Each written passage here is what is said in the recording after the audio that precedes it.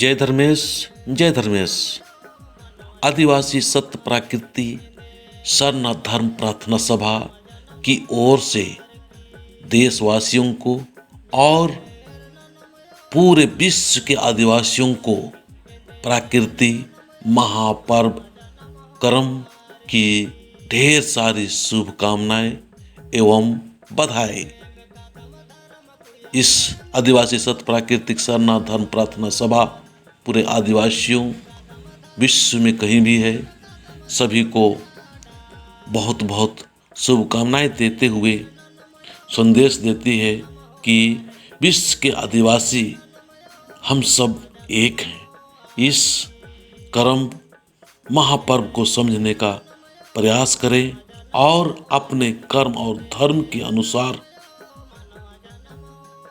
प्राकृतिक का स्वभाव बनाते हुए हमेशा खुश और शांति और संगठित होते हुए हमें अपने आप को सुरक्षित, अपने विश्व के आदिवासियों को सुरक्षित करने के लिए हमें एक इस प्रकृति महापर्व कर्म से प्रेरणा लें।